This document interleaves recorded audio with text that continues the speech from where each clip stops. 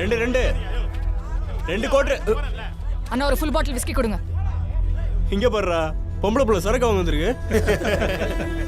வந்தா உனக்கு என்ன? అన్నా ఇదో ఫిష్ ఇవ్వా అన్నా అదొక్కటే బతకడం కష్టం అన్నా. నేను ఒక్కనే అన్నా బతుకుతాలేను.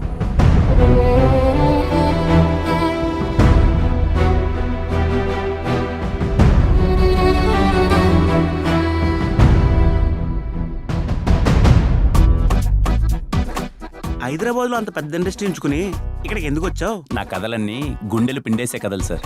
అవి తెలుగులో తట్టుకోలు. ఏం చదువుకున్నావు బాబు? జీవితాన్ని అంటే చదువు అబ్బలేదు అని చెప్తున్నాడు ఆంటీ. ఈవిడేంటన్నా తెల్లారే మొదలు పెట్టేసింది.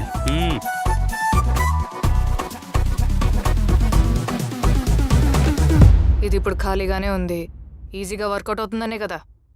మీలో ఏదో కొంచెం మార్పు వస్తుందని. నువ్వెవరా నన్ను మార్చడానికి? అసలు నా గురించి నీ ఒపీనియన్ ఏంటి? స్టీవెన్ గారి దృష్టిలో మీరు ఎప్పుడు ఇది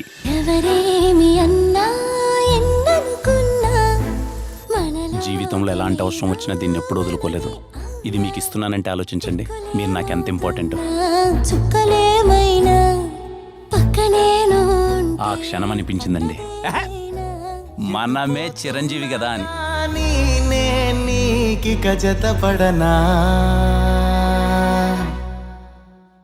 ఈ రోజు నుంచి మీరు నా దేవత, నేను మీ బానిస.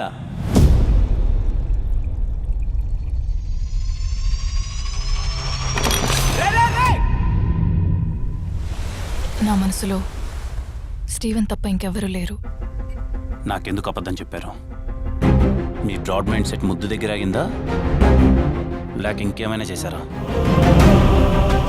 నా కళ్ళలోకి చూసి చెప్పండి. నేను వాడితో పెళ్ళి మాత్రమే కాదు, నా లైఫ్ మొత్తాన్ని ఊహించేసుకున్నాను. ప్రతి ప్రేమ కథ ఒకేలా ఉంటే చరిత్రకు కూడా నచ్చదండి. నమ్మని వాడికి ఈ కథ ఒక అబద్ధం, నమ్మగలిగితే అదే అద్భుతం.